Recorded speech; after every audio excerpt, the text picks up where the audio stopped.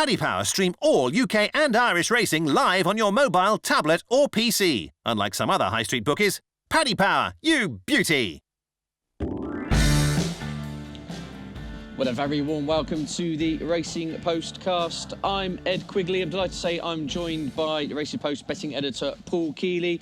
On the line, we have our Irish correspondent Dave Jennings, and from Paddy Power, we have Rob Catterson. Great to see you then, gents. So much good action flying around all over the place. The place to go to, of course, is Sandown to begin with. We won't mess around. The 225, Rob, is the Grade 1 Scilly Isles Novice Chase. I mean, how do you price this one up? Is this an intriguing betting heat for you? Yeah, and it's good that the majority of the main players have stood their ground. We're 7-4 Clan de Zobo.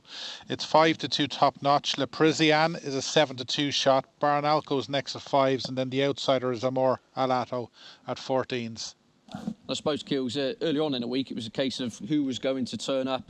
It's cut up to 5 runners, but it's a decent contest. Yeah, it's a tight race. I mean, it's as hard as the handicaps as far as I'm concerned. I was worried about Clan de Zobo when he ran at Cheltenham, that he'd run poorly there before, and I thought he might just be a bit of a flat track bully, but I came out of him liking him even more. Right. I thought he was, I thought he marked himself down there as potentially very, very decent.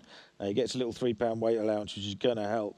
But it is quite a tight race. I mean, Baranalco was one, he was top of my list for the novice handicap chase at the festival. Managed to get himself handicapped out of it. So, I can't say I want him to finish tailed off and drop £3 because that won't do his chances any good. So he's obviously very, very well thought of by Gary Moore. They ran him at Plumpton. You get your old 60 grand bonus for winning a race at Cheltenham, and yet he's sort of handicapped out of the novice race. So I don't know what they're going to do with him, but I think he is quite decent as well. And you can't rule out Le Parisian or Top Notch. I just favour Clan des Obeaux.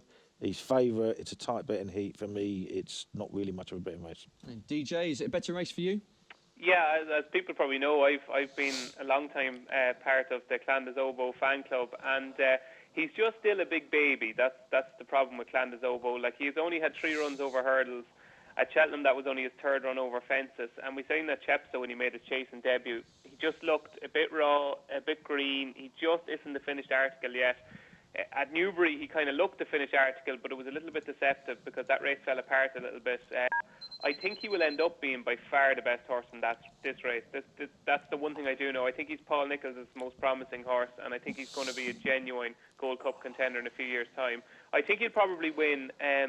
The race the last day probably didn't suit him. It was an absolutely desperate day that day at Cheltenham on New Year's Day, and I just thought there was at stages where I thought he got a little bit lonely and he started wandering in front. He probably would have won if he jumped the second last.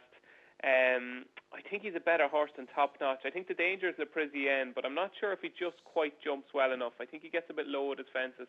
Didn't think he jumped well at Cheltenham in November. I think he's the danger, but I think Clan des Obeaux is the most likely winner. And I think it's 7-4. It's not a bad price, If this had been priced up and he was around 5-4 even money, I wouldn't have been surprised. So there might be still a little bit of juice in Clan des Obeaux's price. Yeah, Rob, are you going to make it a hat trick for Clan des Obeaux? Not really. I was a little bit disappointed with him at Cheltenham. Obviously, I'd seen him at Newbury, and obviously DJ tipped him up at a decent price. He was brilliant at Newbury. I just thought he should have won the last day at Cheltenham. And on a straight line through Whisper, I give Baron Alco a chance. He was very good at Plumpton. He was second to Whisper when given way 2 runs ago. And I just thought this type of race, small field, he could dominate things up front. He's very consistent. And I just thought at 5-1, I thought he was value. I just think Clan des Obeaux could be gettable. Yeah, intriguing race nonetheless, that Scilly Isles Novice Chase on ITV4. Moving swiftly on to the 3 o'clock, we've got an intriguing handicap hurdle here, but not that intriguing if you're Paul Keeley, because you got quite a decent fancy in the race. Yeah, I would say it's a massive fancy, but Fergal O'Brien's having a cracking season. I think he's just beaten his previous best yesterday. And Lord of the Island's just a very, very consistent horse. He'd have gone very close to winning if he hadn't have fallen 2 starts ago. That was against Space Oddity. He was running up the sequence. Next time he was third to Modus in the Lanzarote, he's just plugging on, and I think he's probably well worth another go going up in trip on soft ground. He's reportedly working very nicely. See, Willie Twiston Davis is being given the ride. He's sort of making hay while the flat season's in the closed season. and I think he's got a big chance. I can imagine there'll be plenty of money behind time for Harry Fry. He bolted up his first start this season. But I just didn't like the way he went about it the next time. I mean, you might want to let him off because he was under a penalty, but he is £13 higher this time. So there's a question for me. And just one at a massive price at the top of the Paul Nicholls two, Sam Twiston-Davies is on Connectable. And I think he's about a 20-1 shot, and that's a big price for a horse. I think he won the Contenders Hurdle last year, didn't he? He beat Raven Black. If he can come to that sort of form, he obviously likes Sandown. I think that's a big price each way. Yeah, I'm leaning with you on that one. Rob, I mean, how do we price up Paul's fancy Lord of the Island and the rest of the runners for that matter? Yeah, Lord of the Island is 10s, and as he said, Connectable is 20s. We're 5-1 favourite Roland Dillon for Dickie Johnson and Philip Hobbs. 7-1 Mr. Mix and Behind Time and Desert Sensation. 8-1 KK Lexian and El Toromato, and it's 10s bar those. I mean, you seeing any substantial monies for anything, or just bits and pieces? No, this has been one of the quieter races throughout the week. There's been very few quid knocking around as of yet. And what about your quid? Is that knocking around anywhere? It's a race I haven't got a massive opinion on. I just, I obviously, when we were going through the Christmas entries and that, I noticed Mr. Mix was running in a pretty good race at Wincanton, and he won that. Listen, he's obviously got to carry top weight, and it's not going to be easy in a race like this, but he's only had 7 runs for Paul Nicholls, and he's yet to really disappoint. He fell, I think, in the Coral Cup or one of those handicap hurdles at Cheltenham last year. I just thought there was more to come from him. He's cheek pieces for the first time. Stan Shepherd takes off a few pounds. So in a wide open contest, I thought he was maybe one to get into the fold. And DJ, do you view this as a wide open contest? I don't. I fancy one here, Ed. Go on. I fancy Behind Time. I just think the race that he won at Cheltenham, it always works out to be a good handicap hurdle, that race, the open meeting. And I thought he did an awful lot wrong that day, and he still won quite comfortably. Solomon Grundy was second, Call to Order was third, Ballyarthur was fourth. But all those three have since come out and won since, and won quite impressively. And they've all got much higher marks now than they did at the time. Now, I know it's a long time ago, since the middle of November, but I just think Behind Time, he's a work in progress. And I thought he ran 12 days later at Newbury, and he's such a big, raw, kind of awkward horse. He's only 6. I just thought it probably came a little bit too soon. I know he was odds on that day, and he was disappointing. And obviously he's £13 higher now. But he struck me as a horse that had loads of improvement to come. This could be the right race for him. And Harry Fry hasn't rushed him. And Harry Fry's horse are running well. I think he's had 4 winners in the last fortnight. So, I think Behind Time. I wouldn't be surprised if he went off favourite. Okie doke then. That's the 3 o'clock sorted. We'll move on to the 3:35. I mean, this race, my fancy was Lessons in Milan early in the week. That doesn't run. The race is cut up to only 8 runners. And Paul Keeley, I said about fancies on the card, and you do have a strong fancy in this one. Yeah, absolutely. Yeah, earlier in the week, and the weekend, I put up Beg to Differ as a maximum bet at 10-1. He's only, I think, 4-1 now. That is because the race is cut up quite dreadfully. There's only 8 runners. I am obviously very, very pleased about that with an anti-post position. Even more so because if I had a reservation about Beg to Differ, is that he can be a little bit clumsy, which is not really what you want at Sandown. But arguably his best ever run came at Sandown when he thrashed Loose Chips last year. 4.5 lengths, but he just, it's just wait to press the button really, and he went away and won really easily. If you split his form figures up from before January to March, they're like chalk and cheese. This is when he hits form. He was 4th in the Welsh National, obviously beating a fairway, but he'll come on for that, and in a small field, I think he's near enough a good thing. And Rob, near enough a good thing for Kills there. How are we pricing this race up? Yeah, he could very well go off favourite. Anthony's the 7-2 market leader. We're 4-1 Otago Trail and Beg to Differ, 5-1 Irish Saint and Rock the Casbah and 8 Bar. I mean, would you be taking Beg to Differ on yourself? I would, and it was only when I was sort of looking through the race, because I backed him in the Welsh National, and I remember when they were turning in, and obviously it looked as though Native River was going to win, and I was saying to myself, this lad, he probably won't hang on for a place, but he did. He's been dropped 3 pounds since the Welsh National as well, and as Paul alluded to, he's won over course and distance, and it's hard to believe there's only 8 runners. I think he's a great chance. Okay, a lot of fans Beg to Differ. DJ, yourself? Yeah, I'm all over Beg to Differ as well. Sorry, Paul, we're putting mockers on you here. I actually remember back, he was very impressive at Sandown, as Paul said, in that meeting in February. And I remember back to that Ultimate Handicap Chase, and I was really keen on Tom Sportu, who won the race. And I remember looking back, and I was very happy with Tom Sportu the whole way through. And then I remember looking back, I think it was maybe halfway through the race, And there was this horse absolutely tanking at one stage, and it was Beg to Differ that day. I think Aidan Coleman rode him, and he was quite well back. He was 20-1 or 16-1 in the morning. I think he went off about 11s. He was quite well back, but he actually clipped heels, I think, maybe halfway through, or maybe with 4 or 5 to jump, I remember, and he was travelling really well. He was off 143 that day. He's £4 lower now. I think the funny thing about Sandown is, as Paul said, he's clumsy and he lacks concentration, but I think Sandown makes him concentrate because the fences come so quick together. Paul has made the case for him in the weekender, and he's got the juicy price at 10-1, but I still think, even at the price he is now, there's a little bit of value there. I think he'll win. So a lot of confidence behind Beg to Differ in that one. And I mean, I was to say anything else, it's Sandown. We must touch upon the Contenders Hurdle. Rob, I mean, it's been a bit of it must have been a betting merry-go-round for you this week. We've had Yanworth in, Yanworth out, Bavou Dare's in, and now Brainpower's out. I mean, how does the market shape up for that one? Yeah, it's been crazy. Like at 9 o'clock this morning, it looked as though we were going to have a good match on our plate, and now we're sort of in the same scenario with the juvenile hurdle at Cheltenham last weekend. It's 4-11 Bouvoir Dare, Irving is 7-2, Raven Black is 8, and Hurry Henry's a 66-1 outsider. So it's Kills. I mean, the market suggests it's a bit of a foregone conclusion for Bouvoir Dare, but official ratings at least should suggest Irving should give him a race, shouldn't he? Yeah, they should just suggest more than that. But I mean, Irving sort of has his early season win, and then if he has 2 quick runs together, he tends to flop, doesn't he? Yeah. And obviously he had his big break and then he fell, and now he's coming out quite quickly. My play on this is a straight forecast. Bouvoir Dare and Raven Black, who loves Sandown, ran better than it looked over fences at Hereford last time. Just got tired a bit later on, a bit late for him to go over fences, to be honest. But he really does like Sandown, and he'll get the run of the race out front. And Bouvoir Dare will obviously win, assuming he gets round. What's your view on Bouvoir Dare as regards to Champion Hurdle? I think it's very, very interesting. I wonder, my initial thought was, well, perhaps JP's men know a little bit more about 14 than we do. But now we sort of lost Jammer for this race because he's not quite right. Maybe there's more to it than that. I don't know. They obviously want a runner in it with a big chance. He was beaten a fair way by Altior and Min in the Supreme last year, but having said that, he was still a bit of a baby, and he seems to have grown up a bit this year. He goes very low over his fences in the 2 starts here, so coming back to hurdles might make a bit of sense.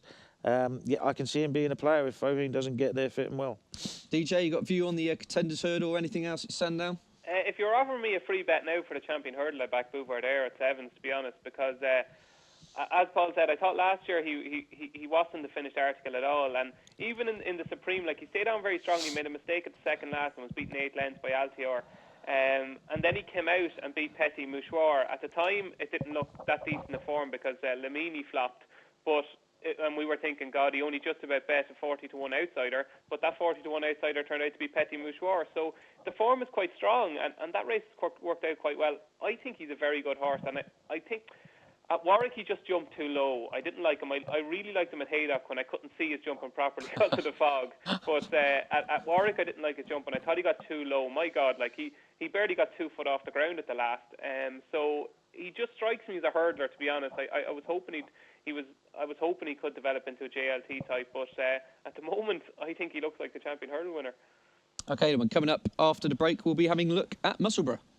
Get instant access to your winnings with Cashcard Plus, Paddy's brand new card, available to use at ATMs, online or in shops. T&Cs apply. 18 plus. Gambleware.co.uk.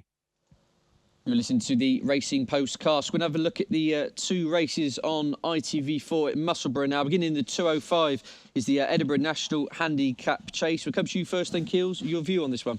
I'm running with Fergal O'Brien again and the 12-year-old Alvarado, who I thought ran really well at Cheltenham first time up this season, and then uncharacteristic for him, fell very early on in the Beecher Chase. He's obviously been 4th in 2 nationals and 2nd in the Scottish National last year.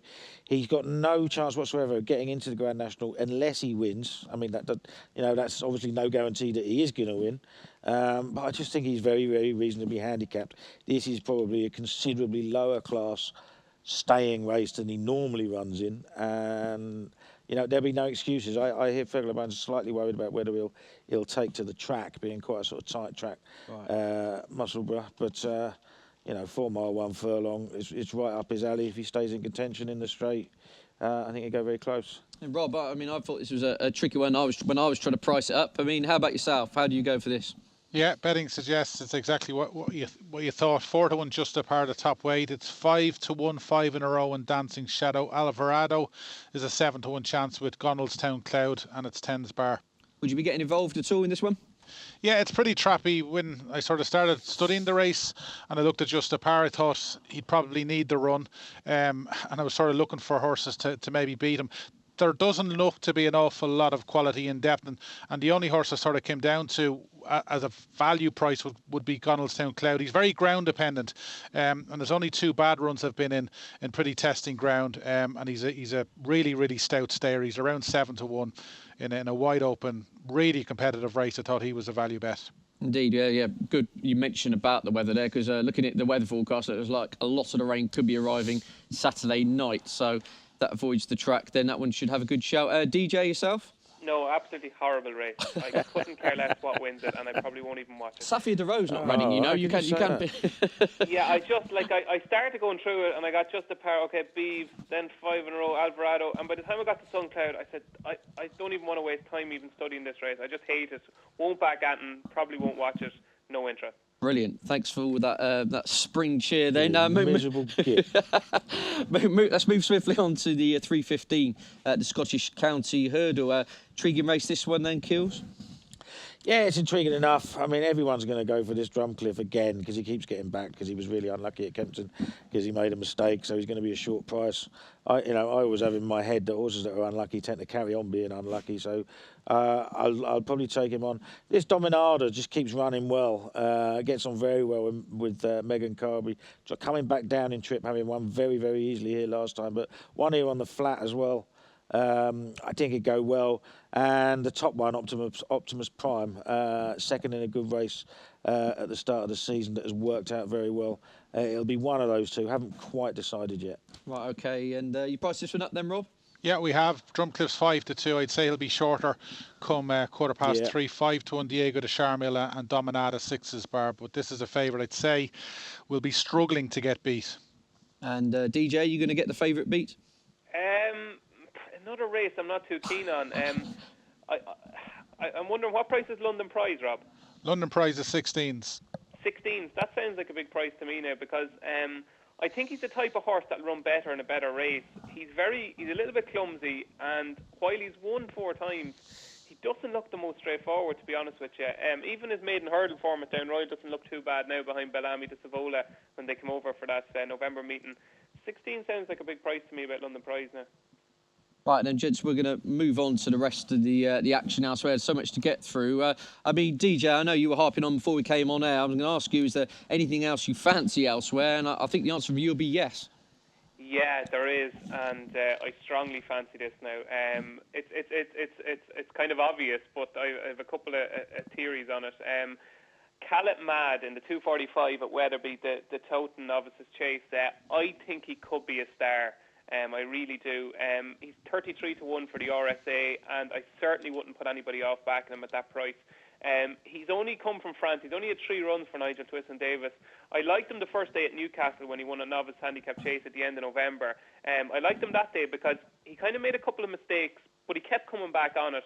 The next day at Ludlow against a kind of a handicap, kind of experienced handicapper in Fox Appeal, I thought he ran a really nice race. He was sent off favourite that day off 133. But what he did the last day at Taunton really kind of half blew me away, to be honest with you. I thought it was really impressive. And even listening to Twister after the race, he says that he's getting so much better. With every week that passes, he's improved. I think a track like Wetherby will suit him. I think he's about 2-1, I think. Is he, Rob? Yeah, we haven't got that priced up yet. Yeah, he'd be about 2-1. I think he's a rock-solid favourite, and I certainly wouldn't put anybody off having a small few quid each way, maybe for the RSA at 33s, because I think if he wins this, he'll certainly go to the RSA about 12 or 14-1 shot. Yeah, he's 15-8 now, yeah, sorry. 15-8, that one Kills. I mean, do you think Mr. Broach's give him a race in soft ground? I think he might do, but I'm on a similar opinion to Dave. I mean, I watched him. I remember backing in a race against him at Ludlow, and he was too keen there, and things didn't quite go right for him. But then that Taunton race, I mean, I think the runner-up, he was a bit tricky, Rock Dapsis, but I think he ran up to his best this time, and he is a well-handicapped horse, and he just absolutely destroyed him. So he's a horse that's going forward at a fairly rapid rate of knots. I quite like him. We've got another fairly interesting race at Musselburgh that you missed, by the way, the Scottish Triumph Hurdle Trial. It's quite interesting because Project Blue Book is, I would imagine, favourite. He's got to be the 8th string JP McManus juvenile, isn't he? But he's rated 141 after bolting up in a handicap over course and distance last time. Travelled really well, just looked a class act. If the official handicapper has managed to put Fidux, who beat a virtually unraced 250-gram pipe horse at Kempton, £2 higher than him. I can't quite understand that. Unfortunately, the market doesn't understand it either because Project Blue Week is favourite and Fidux is third favourite. And then you've got this Nicky Henderson Soldier in Action, 105 rated, flat horse from Mark Johnston, could be anything. Very, very interesting race to watch. I thought Project Blue looked really, really good though. So race with pointers to the future. And Rob, anything else running anywhere? Well, just that race in Musselburgh that Keels was talking about, that Fidux, the horse that he beat, the pipe horse, he actually finished second to Charlie Parks in France, and if Charlie Parks was in this race, he'd be very, very short. Alan King's due to have a decent Triumph Hurdle Hope, you would have thought at some stage. I tell you what, Robbie, it's a funny story. I was at Kempton that day. And I was in there. My mate was giving out the best turned out award for the race. So we was in there, and they walked in, and the David Pipe horse walked in first. And I said, blimey, that's a pony. Right? And you're just so used to seeing all these big chasers. And I thought, this is tiny, this horse. I'm going to lay that. Right? So I laid it straight away. Right? By the time all the others come in, it turned out it was the biggest horse in the race. But it was beaten before they turned it home. It was never travelling. I cannot believe it ran anywhere near its Charlie Parks form. My issue with Fidux is I saw the quote after saying, I just thought Alan King was thinking he thought he might be maximum of 140 in the Fred Winter, but 143, his form may have been maybe overvalued. Yeah, I think it probably is, yeah. We shall see. Anything else, gents, before we move on? Just Fairy House. There's a Mayor's Novice Hurdle, the Fairy House, the 250, and really interesting race. You've got two from the Willie Mullins stable. You've got Asturia and Prava Laguna. And what's quite interesting here is that I fully expected Ruby to be riding Asturia, who's rated 134, but he's riding Prava Laguna. But I think Shattered Love is a star. I think she's really good. Asturia fell in the race. They clashed before Christmas at Thurles, and Asturia fell at the third last. Shattered Love went on to win by 37 lengths. But her form before that is working out unbelievably well. She got within 2 3/4 lengths of Let's Dance at Punchestown, and she got within a half a length of Early Beach at Down Royal. So that form looks really, really strong now. And I think Shattered Love is going to be able to give away weights to everything in that race. Excellent stuff. Right then, gents, let's get your best Saturday bet. This will not be beaten. Paul Keeley, Saturday night. Yeah, it has to be Beg to Differ, 3:35 Sandown. David Jennings. Caleb Mad, 2:45 Wetherby. And Rob Catson. Yeah, it's in that novice hurdle that Dave was talking about. I'm all over Asturia. If Ruby was on her, she'd be definitely favoured. And I don't know why he's not on her, but I don't think it'll put her off winning. I think she's top notch, and she'll win that novice hurdle. What time's that again, Rob? 2:50 at Ferry House. Right, we'll be looking at Sunday's action after the break. Head into one of Paddy Power's retail shops where you can watch all live UK and Ireland racing every day. Or head over to Ladbrokes, Coral and Betfred where you can watch Homes Under the Hammer. You're listening to the Racing Postcast. I'm with Paul Keeley, David Jennings and Rob Catterson. DJ, it's time for you to shine now. Now, you need to talk us through this, the 4 o'clock, the Grand National Trial Handicap Chase, and take it away. I thought you were going to say it's time to talk you through the Thai Cottage Chase. I was going to say this doesn't take too long. We'll come to that in a minute. The Grand National Trial is a little bit trickier, all right. But there's some very familiar names in here and some real thorough stayers. It's quite an interesting race because ground, I think it's given plenty of rain on Friday night, so the ground is obviously going to play a big part in this, and I'd imagine it's going to be a real test. And that could probably definitely suit Bonnie Kate, who won the race last year. I thought she ran an absolute cracker in the Thyestes. Like, that Thyestes is going to work out to be a really good race because I think Champagne West has a chance in the Gold Cup. And I just thought Bonnie Kate, on ground that was too quick for her, I thought she showed plenty. I really did. She won the race last year off 125. She's off 138 now, so she's £13 higher. But she seems to love the game. She loves jumping. She loved this ground if they do get a bit more rain on Friday night. And I just think it's a type of race that will suit something that gets into their comfort zone out in front, and I could see her jumping well. Can she take a quick run, Dave? Because that was a 10 days ago. tough race, wasn't it? It's only 10 days ago. Yeah, I think the thing with Bonnie Kate is, I think once, like, if the ground came up a little bit soft in the Grand National, she'd be aimed at that. But I think he has to strike when he thinks it's going to be a bit of heavy ground. You know, all her form is on soft and heavy ground. She won a heavy ground. She wouldn't be certain to get in off 138 anyway, would she? Sorry? I imagine she might be a bit higher over here, mightn't she? Just trying to think whether no, she... I'd say the Irish Grand National. Oh, the Irish. Is she entered in the National itself? I wouldn't say so, no. She's only a 7-year-old, like, so 7-year-old mare, I'd say the Aintree Grand National would be a bit too much for her. But, yeah, I think this is her bread and butter. I think he has to go. Like, she won the race last year. She's got her ground. She stays. He kind of has to have a poke at it. That is the worry that it comes a bit too early. And you know, it's an interesting race. There's a few others. As the Peak has a chance for Gavin Cromwell. But I just think Bonnie Kate has a touch of class, and I think she could repeat last year's success. I had a little look at this. I had a little look at this race, and the funny thing is, it's called a Grand National Trial. But over the years, it's been anything but. I think in the last 10 years, only one winner with a handicap mark anywhere near close enough to get in the Grand National has won it. They're all won by low weights. There's loads of horses out of the handicap here. I just thought Fulsome Blue. I don't know what price it's likely to be, but wasn't it, close up in the Irish National last year? 3.5 mile, heavy ground. I think he'd go well. Tongue-tied, cheek pieces first time. Yeah, Rob, we got a market on this one yet? No, not yet. No. Okay, then maybe probably still get a bit of value on Fulsome Blue, didn't you? Cheek pieces on you. I was absolutely mad on that horse for the Kerry National at the Stole. It was backed off the board. I think it went off favourite that day. But I think the thing about Fulsome Blue, which is interesting, he's only a small horse and he needs to carry a low weight. So he's got 9.13 and Andrew Rinn takes off 3 pounds. So he's only going to be carrying 9.10. Yeah. So I certainly wouldn't put you off Fulsome Blue because the key to him is carrying a low weight. Right, good man. Excellent. Right, we'll very briefly look at the Thai Cottage Chase. Formality for Duvan and not a lot else to say, is there really, Keels? No, not really. I mean, he seems like, he's going to go through his life over fences without running against a good horse. Not his fault, in fairness, because just are no really top-class 2-milers. I'm keeping fingers crossed that Altior turns into be the real deal and the two of them meet next year. Nothing against Duvan. I think he's an absolute superstar. It's a shame that, the level of competition just isn't very good at the moment. Yeah, I mean, Rob, what is he, about 1 to 10, 1 to 12, something like that? 1 to 14. 1 to 14, oh, crikey. There'll be takers as well, won't there? Yeah. OK, Trent, so we won't dwindle on that contest. Dwindle on it? Yeah, dwindle on it. Dwell, you pillar. Well, whatever you want to call it, we've got that one out of the way. I mean, looking at the rest of the cards in Musselburgh, I mean, there's all sorts going on here. We've got got a good novice hurdle. We've got the Champion Novices Chase, the Spring Novice Hurdle Trial, all kinds of horses. Frodon running, my friend Burbank. Kills, anything here really floating your boat? Yeah, I quite like the Scottish Champion Chase. I mean, I could be wrong. I mean, Baltimore Rock was obviously pulled up, sent over to Ireland for a big race the other day, but he's got to be better class than that lot. A lot of whom are probably 2.5 milers anyway. Talking San Benedito, Witnessing Court, Indian Temple. Solar Impulse obviously has won a Grand Annual but has gone at the game now with Chris Kellett, left Paul Nichols. If he doesn't win that, there's something wrong with the game. Right, OK. I mean, in regards to the rest of the action, is there a horse on the card you're particularly looking at with a view of Cheltenham or any other festival? What's his name? Could be interesting for the Pertemps final, Harry Fry's. I think he's probably reasonably handicapped. They seem to think quite a lot of him. Okie doke. And DJ, yourself?